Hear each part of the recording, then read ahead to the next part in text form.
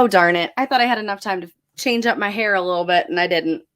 Well, here we are, back with Caroline putting her hair in a messy bun. Messy bun it is. Do you need to segment your email list, especially if it's super detailed segments? I didn't do this early, and I think that it's too late, and I'm kind of screwed. First off, that was a hilarious question. But I totally feel that. So as far as like segmenting your email list, basically what this means is picture, this is how I do it, because this is the only way that I know how to explain it, is I have a money saving list, and I have a blogging list, and I have a making money / side hustles list.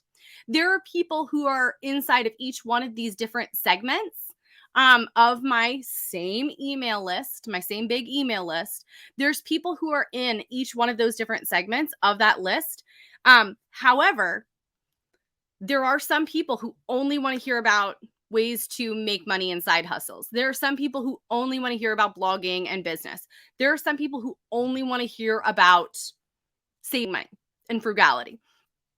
So in my list, for my email list, it makes the most sense to have different segments and to keep them separate.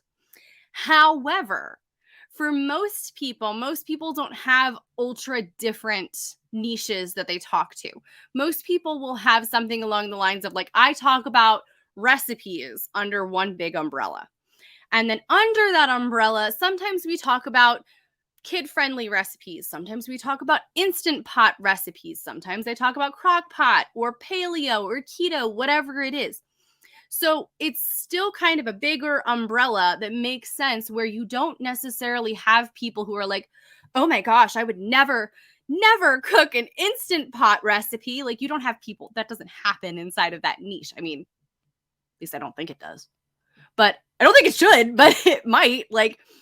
But for the most part, in a lot of different niches, you don't have to ultra segment your list. You don't have to go out of your way to be like, okay, I need to make sure that everybody who clicks on a link that is about Instant Pots only ever hears about Instant Pots. Like, I could rave all day about the Instant Pot. Literally all day. Like, until I'm blue in the face, I could talk about the Instant Pot. However, does that mean that I never want to hear about crock pot recipes? Or easy weeknight dinner recipes? No, of course I want to hear about that stuff too. So as far as like segmenting your list goes, if you have an overall niche where you don't feel like people would be mortally offended or very confused if they got an email from you about that topic, then there's no need to segment. I do have people who are in my blogging list who, if I sent them something about saving money, they'd be like, I didn't sign up for this. Like, what is happening here? Same thing with my saving money people. If I send them something about like a side hustle, they'd be like, I'm just here for the frugal tips. So I did this to myself. This is me saying I did this to myself. I made my email list growth and like segmenting way more difficult than it needed to be. You do not need to send out 3 different emails to 3 different segments of your audience if you don't want to. Segmenting and tagging and setting people aside, like in different little groups inside of your email list, is really great for you if you want to spend a lot of time on getting to know what people clicked on certain links or what makes sense or what most people are interested in. I like to do that. I use kind of like, sometimes I'll put in links inside of emails that are to totally different topics or videos or something. I'm like, which one of these had the most clicks?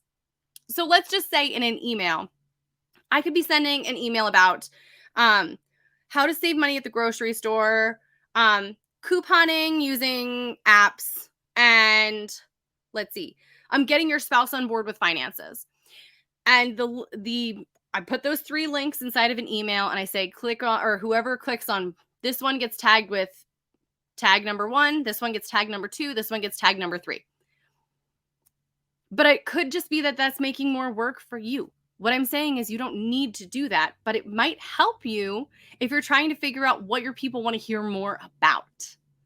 It might help you in the sense that you're trying to figure out like what kind of emails or what kind of topics inside of your emails are getting the most clicks.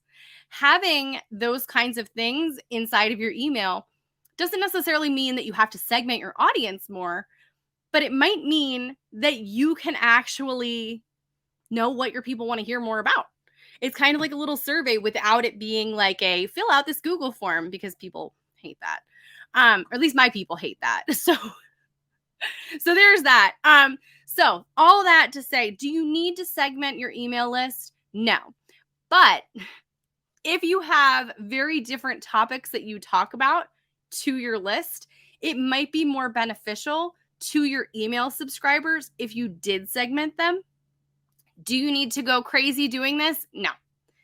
Would it be making more work for you if you try to go through a 10,000 person email list and be like, okay, I want everybody who clicked on link A to go here. And next thing you know, you've got 26 different segments. And it's like, it is just making more work for yourself. So you have to also be realistic about that.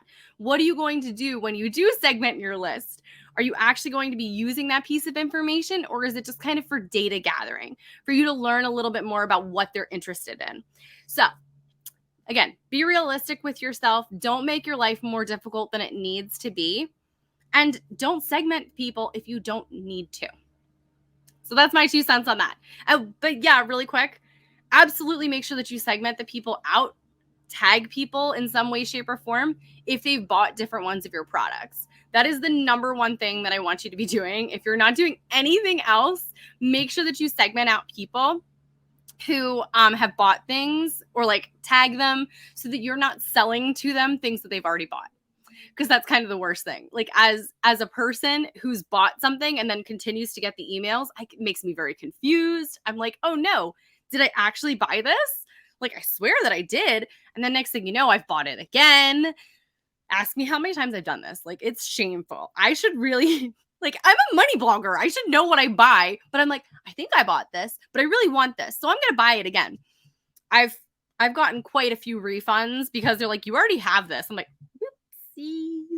so that's the only like big thing that I will say to everybody. Like if you're not segmenting anything else, make sure that you have a tag to identify who has bought your things from you, just so that you're not annoying them, and so that you can know what else they've bought, so that you can kind of, make sure that you are tracking what's working and how many people have actually bought your products.